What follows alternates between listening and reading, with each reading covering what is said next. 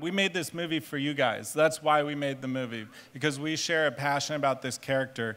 As we all know, he's a much darker character, and I think that's what distinguishes this movie. Unlike other Marvel films, this is a much grittier, grounded, complicated character. There's no one more perfect to play Eddie Brock in Venom. But for me, as a huge fan of Tom, I love pretty much everything. No, I can say officially everything he's been in. So when I heard he was excited about playing Eddie Brock in Venom, it was like a dream come true. There's just, for me, no one more exciting to watch on screen. He just brings so much complexity and depth to every character he inhabits. There's a danger and a complexity. And with what's unique to this character is just that duality between Eddie and Venom, and watching what he does with everything he inhabits, he just elevates it to the next level. So it was a dream come true to find out that he was interested, and it's been an absolute pleasure working together on this film.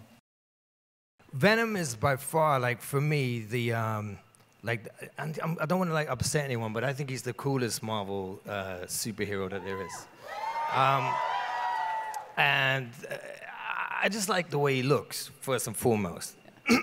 Then also there's my son, and he's a massive Venom fan, and he was a very strong influence on me as to why I ought to play Venom specifically. I read the script, I fell in love with the character, and it's a double act, so there were two characters that I'm playing, and I'm a bit of a geek about acting, so I wanted to play, I did a film called Legend, where I played two brothers. Oh, thanks. And I thought I could do a similar technique, but this time I get to play with a huge, like, visual effects monster. I got to give a lot of props to the sound boys, Coffee and Patrick, who actually, I would record Venom up first before I did a scene with Venom, or other actors who had to work in the scene with Eddie Brock and Venom together, but they couldn't hear necessarily Venom, but I could. And the sound boys would listen to my cues or the other actors' cues and have to play or interrupt other actors with the right lines at the right time. As a director, it was just so exhilarating to watch him have these conversations with himself all at once. I mean, seriously, like, because he is two different beings are occupying him, living in his head simultaneously, and the way he's able to be interacting with Riz in a scene, but also reacting to Venom, who's talking to him in his head, at the same time just watching at the monitor. It was just, so fun to see the way he was able to create this world. He's an anti-hero, so he'll figure on a goal, and he'll do whatever he has to do to get to that goal, even if that means going around the outside and doing some naughty or bad things to get there. He kind of finds his perfect opposite partner in this huge, great alien beast that arrives and lives rent-free in his body. and no one will believe him that it's there. Carlton Drake is a genius, a billionaire, an inventor, and he's made a lot of scientific breakthroughs in his time. And at this point, the Life Foundation, which is the organization that he founded, is trying to answer the question of what does the future for humanity look like? Because planet Earth is almost done. As you saw in the footage, it's like we're on the brink of ecological and environmental collapse. So he thinks probably we've got a future in outer space. So it's in exploring that he comes across the symbiotes. From Carlton Drake's point of view, he's really trying to do right by humanity, trying to ensure we've got a future. It's just that old saying, sometimes to make an omelet, you've got to break some eggs. Michelle is awesome. I wish she was here now, actually. She would love this.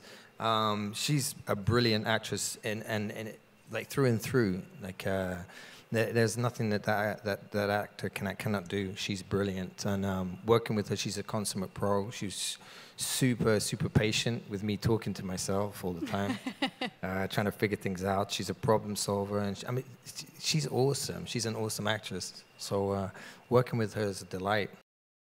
She just brings such a warmth and humanity to the character, but she's really strong. I mean, as people remember from the comics, Anne Wang is a really strong character, and I think Michelle did her justice as far as just being, a worthy adversary to Eddie Brock. If Riot's an adversary to Venom, we can say that Anne is a worthy adversary to Eddie. Jenny Slate, who I'm a massive fan of, and a massive fan of her as a performer and a comedian, she plays the lead scientist at the Life Foundation.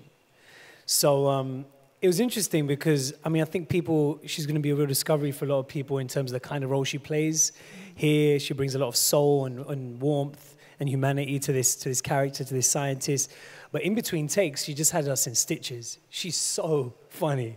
She's just, I mean, I just really want us to be able to leak the footage of behind the scenes of what she was doing between takes.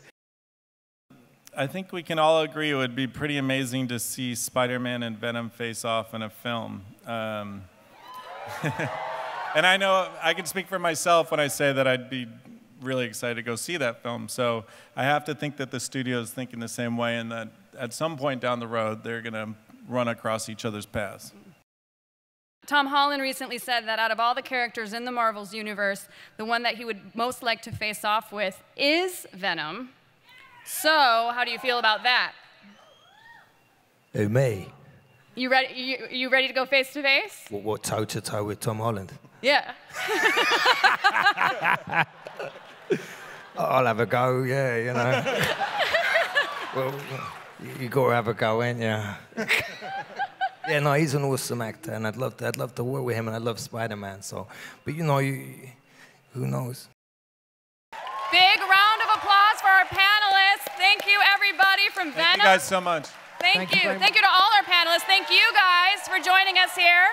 Have a wonderful rest of your Comic-Con.